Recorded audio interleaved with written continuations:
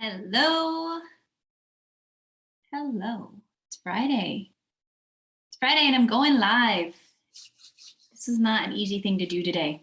I'm just going to be honest, not an easy thing to do today. The past 2.5 weeks in our family have been really tough. And this is why I decided today it was just time, intuitively, it just felt time to bring this up because we hang on to so much as human beings, human doers, right? And in order to receive more, we got to release and allow. And this totally contradicts what a lot of very type A goal setters do, which is a part of my past. Like I'm a make it happen person and I still am, but it's more of allowing and it actually happens faster once you can understand and conceptualize and then become what that is. Because when we talk about releasing, when we talk about allowing, it is an ebb and flow. It is a balance. It is a dance. It is a playful place to be. And I started off this conversation today because this episode, this conversation is about releasing to allow. And boy, have I had to practice releasing in major ways. I've had to release toxic job career choices. I've had to release toxic friendships, not just with friends, but family members. I've had to release loved ones unexpectedly. And even just recently, like I said, the past 2.5 weeks have been so hard on me and my little ones that are 4 and 6. With unexpected deaths of a bunny on Easter morning that was found that she had crossed over while giving birth to another little bunny, and neither of them made it. It was very, very traumatic and very hard. And just yesterday, we were told, we have a dog. We have 2 dogs. Well, we did have 2 dogs. Well, let me restate that. We do have 2 dogs. One is now in the spiritual realm and the other is still present. And I have an empty spot right over there on my couch that I am not ready to wash his blanket yet. And who knows what day that will be. And that's part of the practice of releasing, right? When you're told they have 6 months to live, 3 months to live, and what do we do with that? Do we harbor it and hang on and clench like it's the last thing? Or do we start to release and celebrate? And it takes courage. It takes a ton of courage to do that.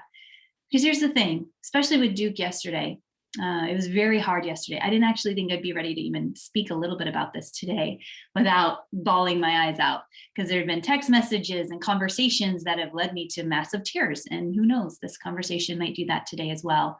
But I feel very strong and I feel very secure in what I want to share and the whole releasing and allowing more in. So with Duke, we were told in September he had about 3 to 6 months to live. There was a massive tumor on his face, could be cancer, could not be cancer, weren't sure. He was almost 12. So we were like, okay, this is just a part of his journey, his cycle and his time here on earth. Here it is May. So we got him extra months, right? And it went quickly. Like they say, when you know. And yes, I knew. I mean, I didn't want to tell my daughters yesterday before school, you might want to say goodbye to Duke because I don't know what's going to happen today. I really, in my heart of hearts, wanted to have his passing over to the other side be something we experience at our house on our acres with the other dogs around and with us around, and just a peaceful environment. I didn't want it to be cold. I didn't want it to be scary. And it wasn't yesterday. It was really peaceful, as much as I didn't want to do it at the vet office. It just, unselfishly, I had to get out of my own ego and saying what I wanted on plan A, out of my control, and do what was right in the moment. So yeah, it was tough, but I had to release that guilt, release the pressure of how we wanted it to be, because now he's free. He's so free. He's not in any pain or discomfort. And thank God he never was in real pain. And that was our whole purpose of his journey and his cycle, as we knew his time was coming to an end. So releasing and forgiving ourselves is so important for not just us, but the other people involved, whether it's, again, loved ones, clients. It's not just life and death, it's also business. We got to release the old and jump into full throttle, becoming that new version of us that's in our truth, that's in our heart of hearts, in order to allow in all the richness of life, all the wealth we desire, and not just financial. Even though you guys know I'm all about the financial, I haven't been in high ticket sales for over 20 years if I didn't love money and what money provides as a vehicle for my family, my charities I donate to, the things we love to experience in life so much more quicker with ease because of financial support. But it's the richness and the wealth of life that comes with adventure, that comes with love, that comes with connection, that comes with so much more, that brings in the richness of the experiences that we get to do, we get to experience. Not that we have to, not that we should or could or would, but that we get to, right? And I go back to the times where, again, forgiveness of just Duke in this situation. We weren't making his dog food, human grade dog food, until a while ago. And could I have done that many, many, many years ago since he was a puppy? Absolutely. I didn't know what I didn't know, right? Could that have prolonged his life by a year or two? Who knows? But I release the fact that I could go back and say, what if, what if, what if? And instead embrace the fact that he's free. Embrace the fact that we get to celebrate that we had over 12 years of him bringing so much love, so much joy, so much wisdom, so much to not just me, but my girls and those people who had the opportunity to experience him. And so forgiveness of ourselves sets ourselves free from the anchoring into the resistance of what's possible. And what I mean by this on such a bigger scale is that everything is possible. And the best part of possibility lies in the space of uncertainty. And usually uncertainty is very uncomfortable for a lot of people. Like uncertainty to most is like they want to avoid it, right? Has anybody been there and they're like, oh, I don't want to make that decision because I'm uncertain of the outcome. Uncertainty, oh, sorry, there's so many distractions here. Uncertainty can be very uncomfortable, but as people have worked with me one-on-one or in my masterminds or in any of my master classes have come to realize being uncomfortable is critical for growth. Being comfortable with being uncomfortable is critical for growth. So whether that is within your personal life or your business life, or you want more money, or you desire more love or more connection, or to find that soulmate, right? We got to be willing to be a little uncomfortable and to have the courage to tap into our truth and get clear on what we really want. And sometimes when we're clearing away the things that are in the way of what we truly desire, some of these pieces will be forgiveness, and we got to release. We got to release. And it takes a knowing, it takes the courage and the confidence to say, yeah, this is no longer serving me. And I can't believe I've been walking around with blinders on, ignoring the fact that I need to release. And one of the things that came up in a conversation when I was working with another prospect, actually, this is a corporate client prospect that I'm considering working with as well. I work with 2 corporate clients at a time. Sometimes these are 6-month-long contracts. Sometimes these are multiple year-long contracts. And this one in particular, they have an amazing protocol, amazing program. But one of the debates we had as we were going through this process of seeing if this is a great fit for both of us was leaving emotion out of the game, meaning leaving emotion out of the decision-making game. And I used to think that as well. Like if we're reacting to life with emotion versus responding with emotion, there's a difference, right? So what I teach people is to drop into their heart. When it's a hell yes, it's a hell yes, you go all in. And for some people, when they're not sure or they're challenged or they're freaked out or frustrated, we do need to step out of that emotion and we need to drop into our heart and give ourselves some space to be in the right state of emotion when making that decision. Because our minds are so limited that we can logically think our way into things, think our way out of things, but the most exponential amazingness, radicalness experiences in life come from those decisions that are made from a heart-centered place, right? So I tell people all the time, you should make those decisions on emotion. If it's not a hell yes, it's a no thank you and not for now, right? Or what ways could we take this conversation further to, if it's not a hell yes, to make it a hell yes? Because at the end of the day, it's all about living out your dreams and desires. They were planted in you because they were for you, right? And maybe we need to forgive ourselves and not living them out soon enough. Maybe we need to forgive ourselves for setting stupid, ridiculous timelines and saying, well, it had to happen by the time I was 30, or it will never happen. Or maybe I should have done this when I was in my 20s, but well, I didn't. So I guess that will never happen. Release that part, forgive yourself. And if it's still a freaking desire, go for it. Go for it. Even if it seems like the most ridiculous thing or ridiculous commitment you could possibly ever make, it doesn't matter. That's usually the best time to go for it.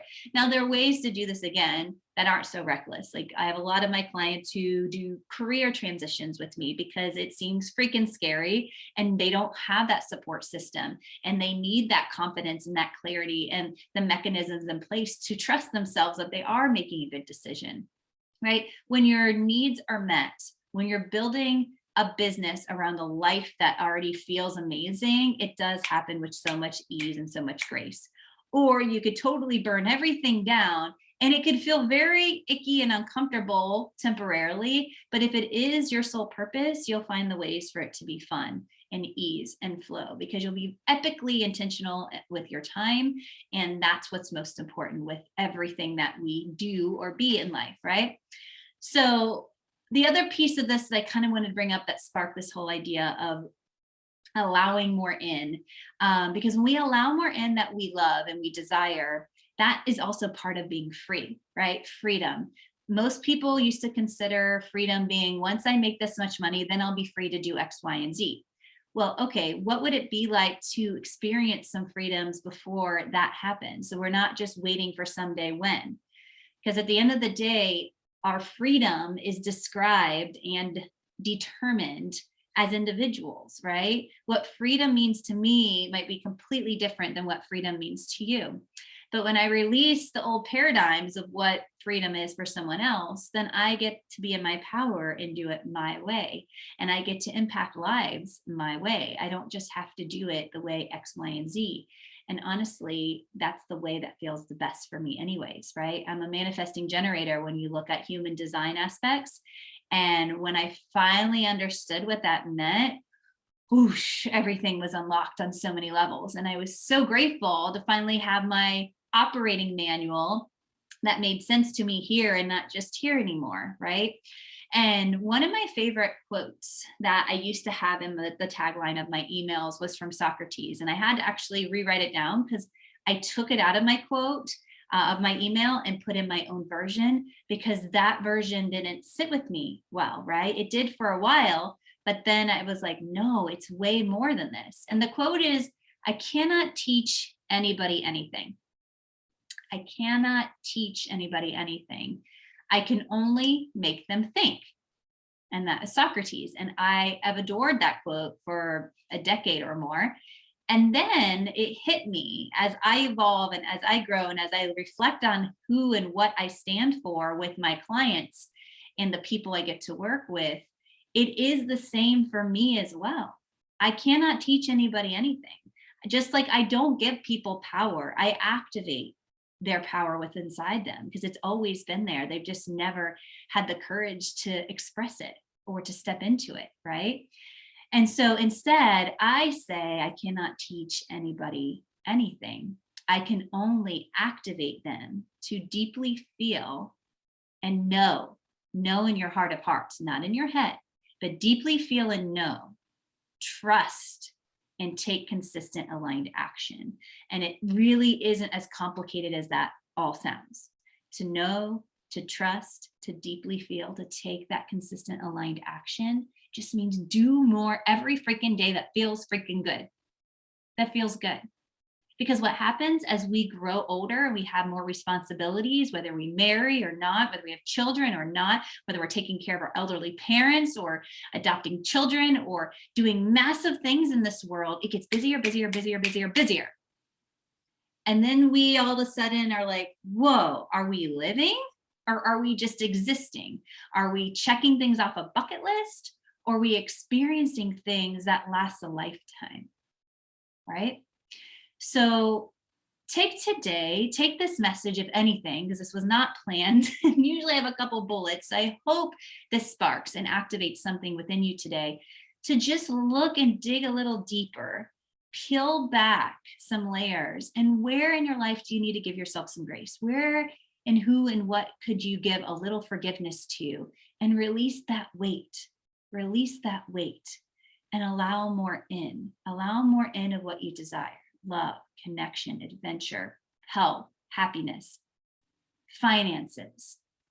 Because that weight of all the things that you need to forgive yourself for is blocking you from a lot of your desires. I promise you, they're blocks that you either are aware of or unaware of. And today I'm asking you to be aware of them and then do something about it. Do something about it. And if you need help with this, DM me. I have so many things that we can cover, especially next week. So Monday, Tuesday, it is May 15th. Oh, sorry, not 15th, May 16th and 17th. We're going live with the Freedom Masterclass. So the freedom to claim it. In order to claim it, whatever it is in your life that you want to experience in the next 30, 60, 90 days or this year, we need to get clear on that. We need to release the things that are blocking us. Part of this is forgiveness. We need to release the things that we're giving our power away to. We need to set some new boundaries. I'm going to teach you how to do all of this in just 2 days.